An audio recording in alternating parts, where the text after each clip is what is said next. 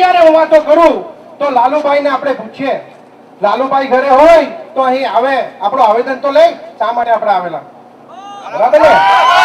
તો મિત્રો લાલુભાઈ ની વાતો કરું તો લાલુભાઈએ કહ્યું હતું કે ઘરે ઘર બિસ્લરી પાણી આપી દો. અરે ભાઈ, પાણી તો બિસ્લરી તો પછી વાત, બિસ્લરી આપવાની તો વાત દૂર, પણ મિત્રો આપણા બોરિંગ નું પાણી બી સુકાઈ નાખ્યું, બોરિંગ નું પાણી સુકાઈ ગયું. લાલુભાઈએ કહ્યું, એમને પ્રધાનમંત્રીએ કહ્યું કે સ્વચ્છ ભારત અભિયાન, સ્વચ્છ ભારત અભિયાન અંતર્ગત પરિયારી ગામને દત્તક લઈ લીધું. પરિયારી ગામને દત્તક લેવા પહેલા લાલુભાઈ કચ્છી ગામનું તો જો, કચ્છી ગામના લોકોને પણ પાણી હજી મળતું નથી. આજે સેનિટેશન ની વાત કરીએ તો લાલુભાઈએ પરિયારી ગામમાં કહ્યું કે ઘરે ઘરે એમ કે બાથરૂમ બનાવી આપીશ, પણ આજે પરિયારી ગામના મારી માતાઓ ને બહેનો આજે હેરાન છે, એવા બાથરૂમ બનાવી આપ્યા કે ટાંકી ઉપરથી નીચે આવી ગઈ. તો આજે જે એમના મંત્રીઓ, બે મંત્રીઓ અહીં આવેલા છે, એક વસાવા દમણમાં આવ્યા છે ને હરિભાઈ ચૌધરી દાદરા નગરમાં આવેલા છે. તો હું એમને વિનંતી કરવા માંગુ કે ભાઈ, દમણમાં આવીને પરિયારી ગામ જો વીજળી પ્રાઇવેટાઇઝ કરી રહ્યા છે, આજે ખાનગીકરણ થઈ રહ્યું છે, શું આપણે ક્યાં જવાના? તો હવે મિત્રો અગર ખાનગી થઈ ગયું તો અહીંયા જ પાછું આવીને ભેગું થઈને લાલુભાઈનો ઘેરાવ કરીશું.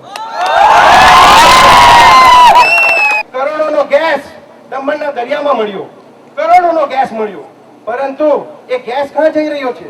એ હજીરા સુરત લઈ જઈ રહ્યા છે ગેસ. શા માટે એ ગેસ આપણા દમણને નહીં મળતું?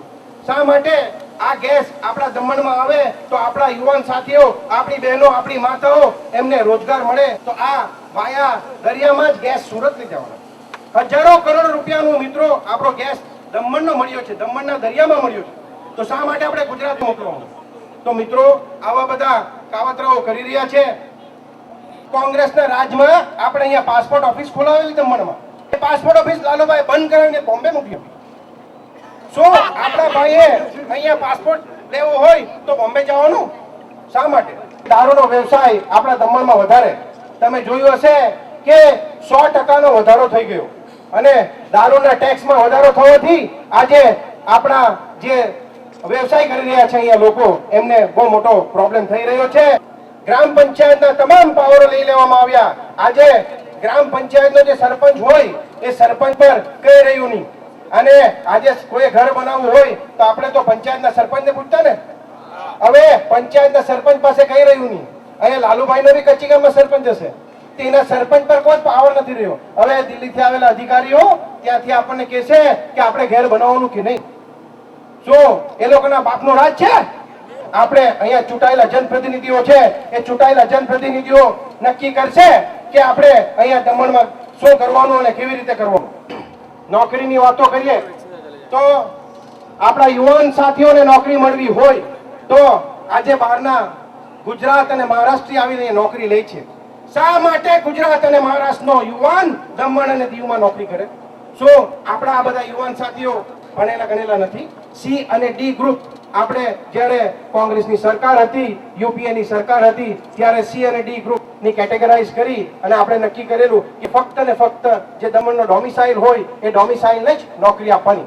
અંતમાં એટલું કહીશ કે લાલુભાઈને સંભળાતું હોય તો અહીંથી પૂછો કે મિત્રો પેલા પુલ બનાવવાની વાત કરી તે ક્યાં છે? આપણે 5 પુલ પાસ કરેલા દમણ અને દીવમાં, 5 પુલ. જ્યારે આપણા પૂર્વ સાંસદ વડીલ શ્રી ડાયાભાઈ પટેલ હતા, એમણે 5 પુલ પાસ કરાવેલા. એ 5 પુલનું શું થયું એ કઈ ખબર જ નથી. અને આજે આવેદન પત્ર આપવાનો છે. આપણે